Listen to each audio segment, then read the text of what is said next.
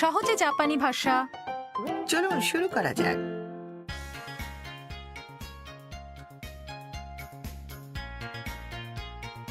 これかわいいお守りですね。ほんとかわいい。これもいいですね。それは縁結びのお守りです。800円になります。縁結び、恋人ができるお守り。じゃあこれをください。 হারুসান, আপনার গালগুলো থেকে তো আলো ঝলকানি বেরোচ্ছে। তাম জীবনসঙ্গী কবচ কেনার কারণে কি? হয়তো হয়তো না। আজ কোনো বিষয়ে আপনার অনুভূতি কিভাবে প্রকাশ করতে হয় তা বলতে শিখব। তাম বলে কাওয়াই ওমামোরি দেসনে।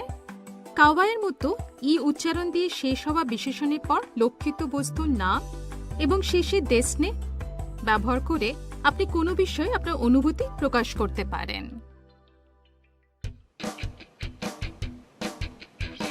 友達のハンターさんです。はじめまして。可愛い帽子ですね。ありがとう。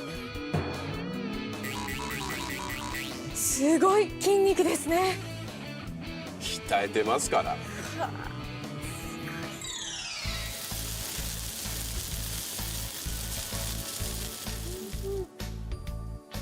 美味しいお好み焼きですね。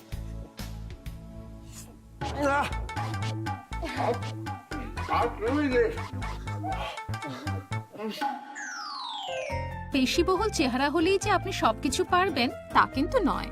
ঠিক তাই। দেশের সাথে নে যোগ করে কাওয়াই ওমামোরি দেসনে কারোর সম্মতি প্রত্যাশায় এটি ব্যবহার করুন। অনুভূতি প্রকাশে বিভিন্ন বিশেষণ ব্যবহার করে দেখুন। এবার তাহলে উচ্চারণ অনুশীলন করা যাক।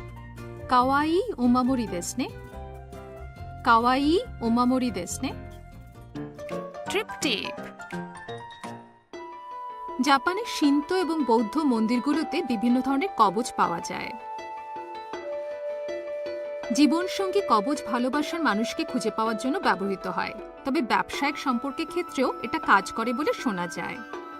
সন্তানের জন্ম বা নিরাপদে গাড়ি চালানোর মতো বিভিন্ন ধরনের মনস্কামনা পূরণের কবচও পাওয়া যায়। এবারের কাঞ্জি। এটি আপনার শব্দভাণ্ডারকে শক্তিশালী করবে। কিন নিখু অর্থ হলো পেশি। আজ এখানেই শেষ করছি। সহজে জাপানি ভাষা আপনার জাপানের অভিজ্ঞতাকে আরো সুন্দর করে তুলবে। গাম্বাত্তে।